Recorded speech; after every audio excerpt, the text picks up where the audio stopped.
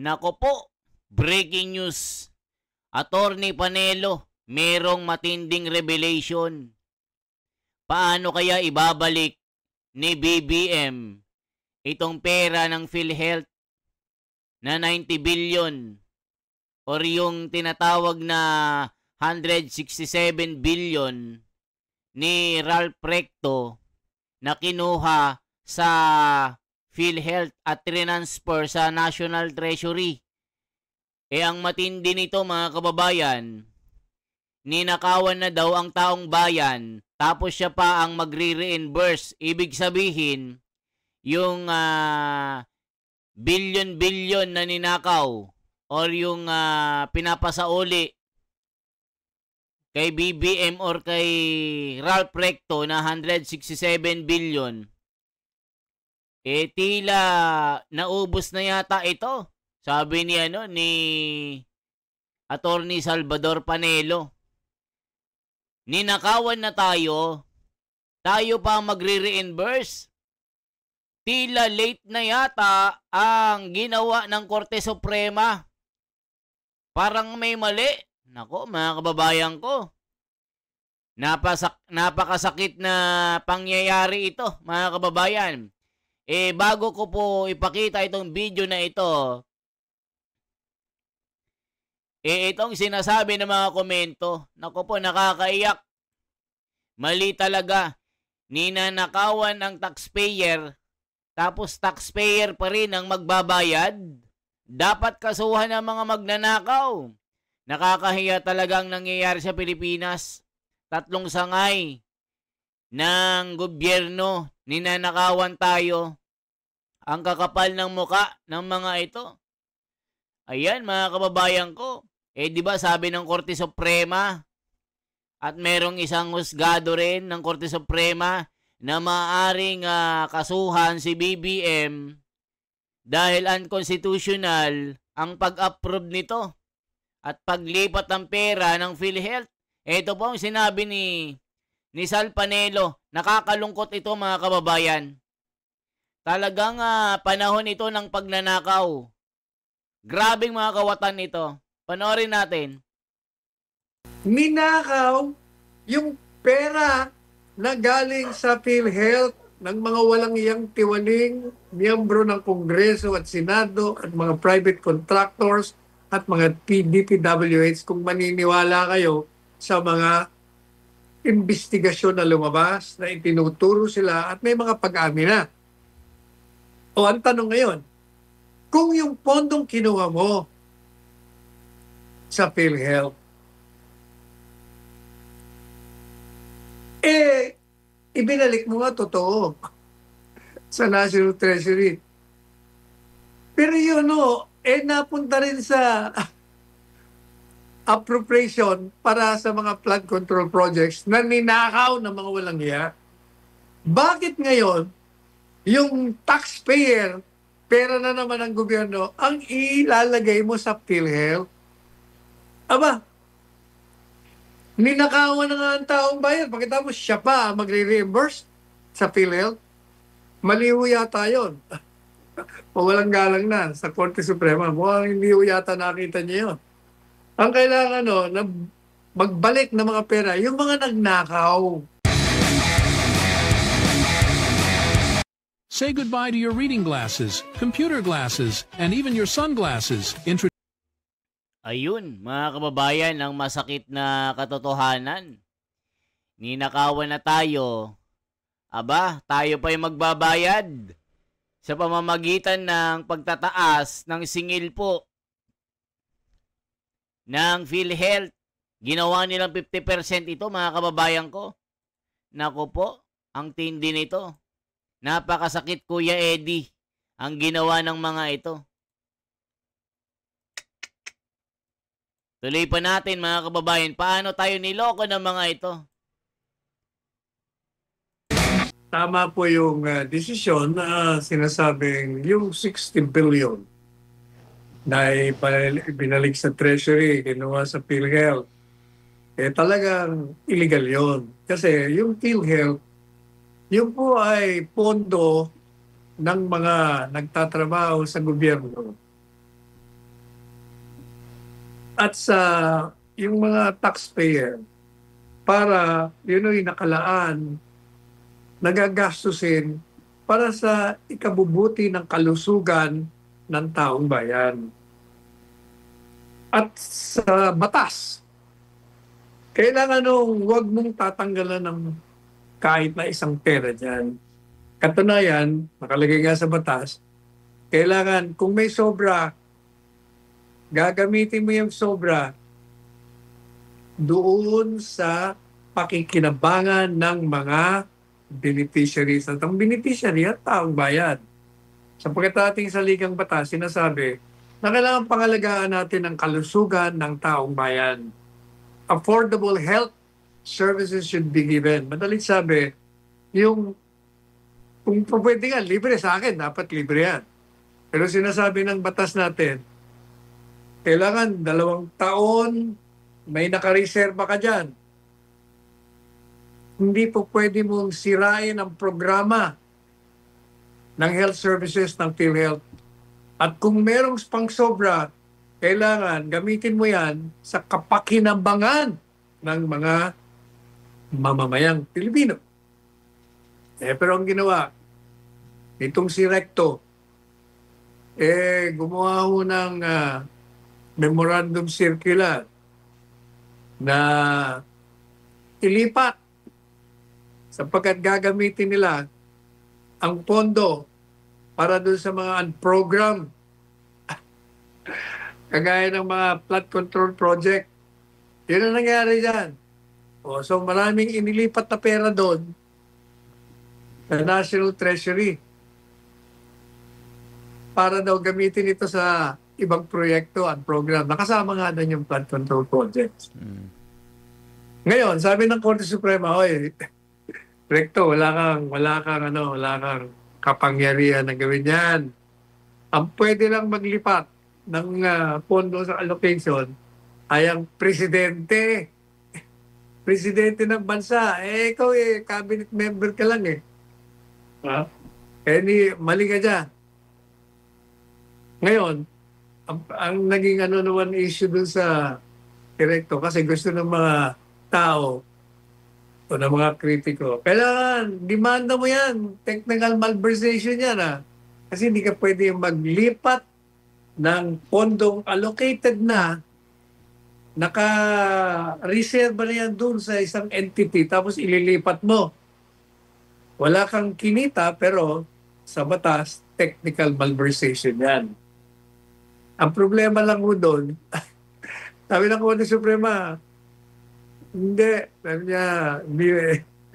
mo pwedeng demanda. Hindi naman nila sinabi kung bakit hindi pwedeng i-demanda. Wala daw.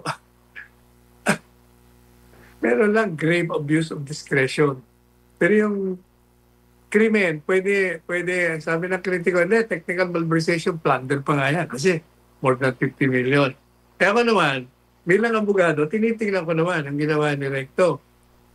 Kasi pag dinimanda mo yan, meron siyang depensa. Sasabihin niya, teka muna, sinunod ko lang naman yung national budget, yung General Appropriations Act na isang batas. Nakalagay ko kasi doon sa General Appropriations Act, pwede kong gawin yon. Kaya sinunod ko lang. Kaya may depensa siya. Kung madalit sabi, he was just following the law. A law which, according to the Supreme Court's decision now, yung particular na provision na yun, na rider, na sinama nila ron, unconstitutional. Labag sa ligang batas yun, sabi niya. Kasi yung provision sa pagbibigay ng affordable health services ay nilabag mo. Pangalawa, sabi niya, hindi pa pwede yung rider mo. Kailangan, kung gusto mong baguhin yung Universal Health Law, gumawa ka ng hiwalay na batas. So, yun ang sinasabi ng Korte Suprema. Ang problema, ito, meron ng isang legal issue dyan. Sabi niya, ng Korte Suprema, wala raw pananagutan si Presidente Marcos Jr. Tayo, sumasalunga tayo.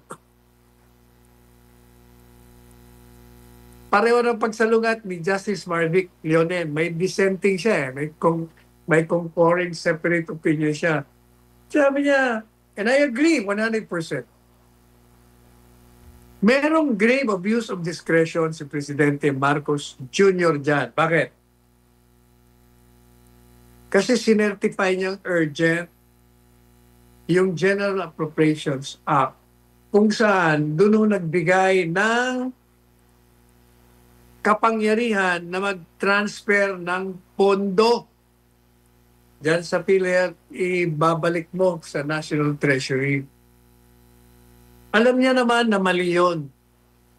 At hindi niya maaaring sabihin na hindi naman ako abogado. Hindi ko ang dami mong abogado dyan eh. Sobrang dami ng abogado sa Malacanang. Siyempre, kukonsulta mo yan. Mali yan eh. Gumawa lang kayo ng paraan. Kaya, sabi ni Justice Marvic Leonen, may grave abuse of discretion. Kaya dapat managot ka dyan.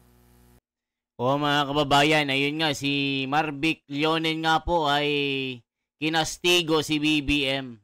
Ito po, Leonen castigates BBM for issuing urgency certification to pass 2024 budget sans legal basis. Supreme Court Senior Associate Justice Marvic Leonen castigated President Ferdinand Bongbong Marcos Jr. for issuing a certification of urgency for the passage of the 2024 national budget without what we viewed as a valid constitutional basis. In a separate concurring opinion sa the recent ruling of the SC and Bank on PhilHealth Fund Transfer, Justice Leonen held that Marcos gravely abused his powers by enabling Congress to fast-track. Ayun nga, totoo yung sinasabi ni Panelo. Isipin nyo, yung true urgency certification that he argued that did not meet the constitutional requirement. Allah ka, yari pala si BBM. Sabi ni Marvic Leonen, I likewise add that the presidential certification of urgency is also unconstitutional. It was this presidential certification of urgency that enabled Congress to approve the bicameral conference committee report on the proposed General Appropriation Act of 2024 on the same day it was delivered to all members of Congress. The President committed grave abuse of discretion in issuing the certification. Nako po, the entire General Appropriations Act of 2024 is unconstitutional. Therefore, the General Appropriation Act of 2023 by virtue of Article 4 ba ito or 6 Section 7 of the Constitution should have been reenacted. Nako po mga kababayan. Matindi po ito. Kung pwedeng hindi ka mananagot ngayon sa didemanda ka, pwede yan, it will fall under an impeachable ground. Ayun. Kasi papasok yan doon sa violation, isang pagtataksil doon sa sinumpa mong maglilingkod ka ng matapa. Betrayal of the public trust. Nako.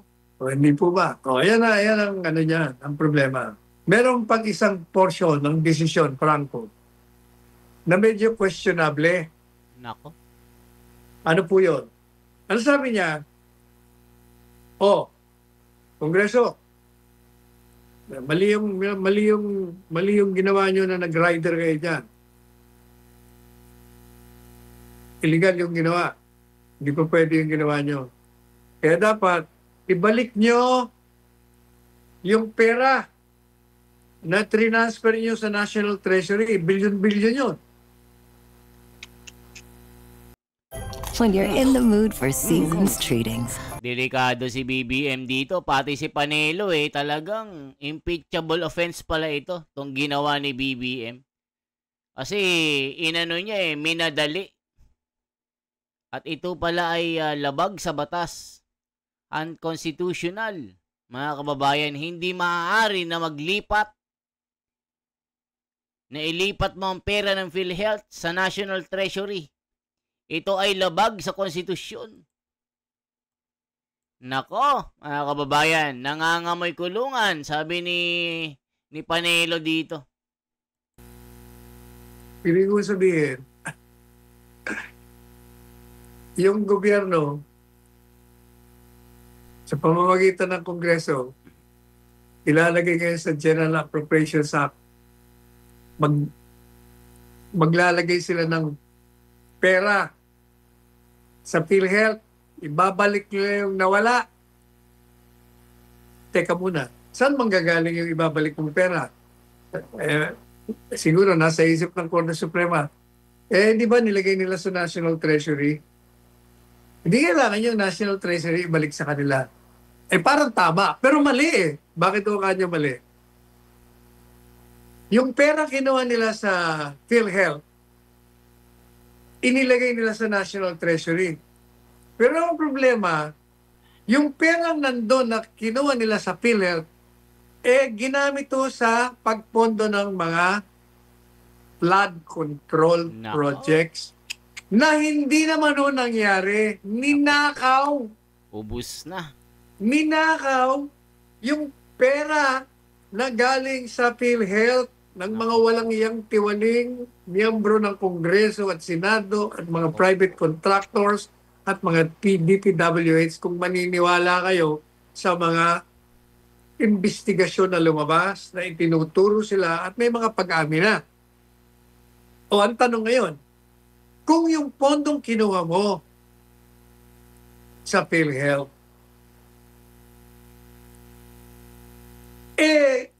ibinalik mo nga totoo sa National Treasury. Pero yun napunta rin sa appropriation para sa mga flood control projects na ninakaw ng mga walang hiya. Bakit ngayon, yung taxpayer, pera na naman ng gobyerno, ang ilalagay mo sa PhilHealth? Aba, ninakawan na nga ang taong bayan. Pagkatapos siya pa magre-reimburse sa PhilHealth. Maliho yata yun. Walang galang na sa Korte Suprema. Mukhang hindi yata nakita niya yun. Ang kailangan na magbalik ng mga pera, yung mga nagnakaw. Yung mga nagnakaw na ngayon nga, di ba, meron na mga nagsole. Meron tayong mga kinumpis ka, mga sasakyan, binibenta. Dapat yung mga sinoling pera galing doon sa mga flood control projects na katiwalian, yung mga kinumpiskate na mga sasakyan, na mga binibenta ngayon, at kung ano-ano pang kukunin na mga properties na pag-aari ng mga nagnakaw na yan, yun ang ilalagay mo sa PhilHealth sapagkat yun ang ninakaw. Hindi yung taxpayer ang maglalagay na naman sa PhilHealth. Abay para tayong niluto sa sariling langis natin. Hindi po ba? Di ba ganun po ang ginawa nila Attorney Sal Panelo? Tinaasan po nila yung contribution natin. Naging 50%. Nako, mga kababayan, isa na namang pangbubudol ito. Gusto nilang magbayad sa ninakaw nila, tayo, na ginagatasan nila. Nako po. Grabe na talaga ang pangbubudol ngayon. Nakakaiyak, Kuya Eddie. Ninakaw nila tapos babayaran ng taong bayan. Tapos, hindi pa sila makukulong. Nako po. Yun ang aking masasabi yan. Kaya sabihin natin pag-file kayo ng motion for reconsideration, yung mga bagay-bagay na sinabi ni Justice Marvick Leonel at saka yung ating mga pagsusuri, sama niya yun, mali yata. Pero tama yung desisyon unconstitutional. Napakaganda ng ating mga naging talakayan ngayon. Attorney, medyo mabibitin tayo sa oras. Meron pa sana tayong mga balita pero dako na po tayo sa ating mga text messages. Ito po, Attorney, para sa ating message mula kay Cosmo. Naghahanda si BBM sa maaaring pag-alsa ng taong bayan sa kanyang korap na administrasyon kaya idinadaan niya sa pagtaas ng base pay ng men in uniform. Dito natin makikita ang karakter ng mga men in uniform natin. Their loyalty should first be to God and to the country, not to corrupt leaders. Talagang hindi matatakasan ang perception o paniniwala ng taong bayan ang ginagawa ni Presidente Marcos Sr. sa pagtaas ng base pay ng military, ang men in uniform. Effectively, sinusuhul mo yan, maging loyal sa'yo. Yun. Kasi nga, nagagalit ang taong bayan, nagrarally, at kung hindi mo mapigilan ang mga pagrarally ng taong bayan at nakikita ng mga sundalo na wala ng pagtitiwala ang taong bayan sa gobyerno, kakampihan nila ang taong bayan. At ang feeling ngayon ng presidente sa pamamagitan ng pagbibigay nila, baka yung loyalty nila, mabili mo. Ako po hindi naniniwala doon na mabibili mo. Yung mga yan, karapat-dapat lang naman talaga nasa laitasan. Hindi ba tinasan, dinoble nga ang sweldo nila? Mga men in uniform ni Presidente Duterte. Kumbaga, nabusog na nga sila eh. Pero, hindi ibig sabihin, ang loyalty nila doon sa tao. Ang loyalty nila sa ilalim ng saligang batas ay bigyan nila ng serbisyo at proteksyon ng taong bayan. Kaya ang kanilang loyalty ay doon sa taong bayan, hindi doon sa taong nahalal na presidente o kung ano mang posisyon mo na gumagawa ng labag sa interes ng taong bayan. Ako ay naniniwala na, alam nyo, may kikwento ko siyempre ako, hindi ko alam kung naikwento ko na ito ng programa natin. Noong isang araw, ako po'y kumain dyan sa isang restaurant. Marikina, sa isang mall. Pagdating ko doon sa restaurant, merong isang hapag sa lamesa. Kumakain sila. Binila ko mga 11 babae. Yung isa may naka-uniform na pulis at may isang lalaki. Noong ako'y kumakain, napapansin ko na nagbubulungan sila. Siguro nakilala ako.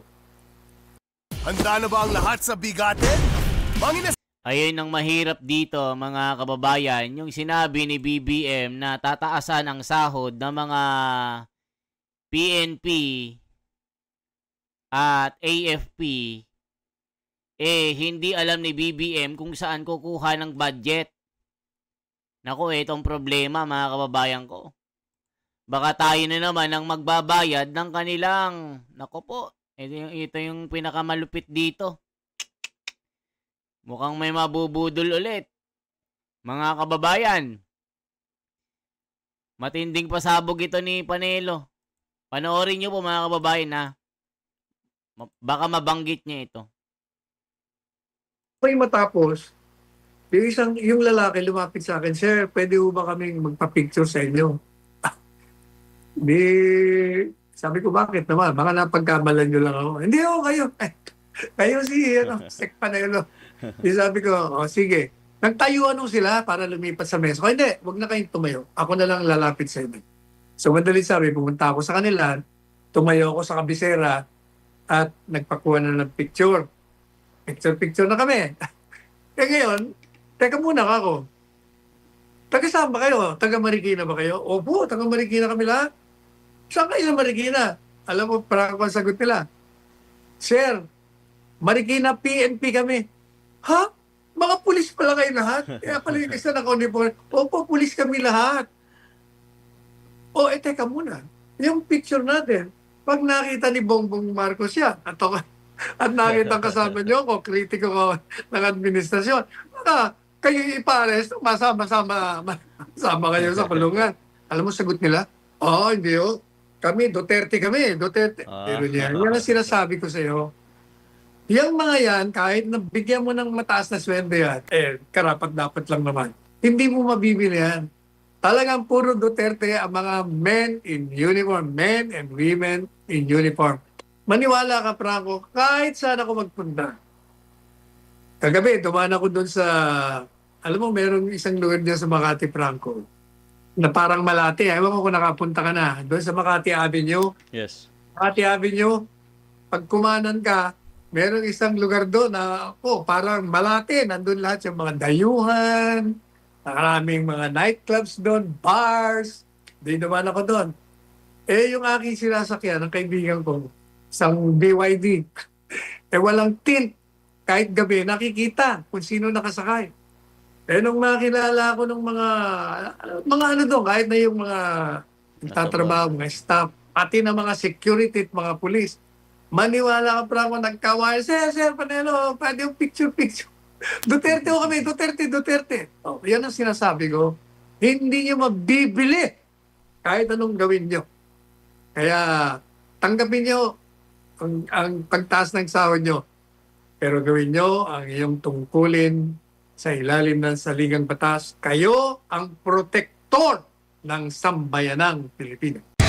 Ang mahirap dito, wala po sa budget ng 2026.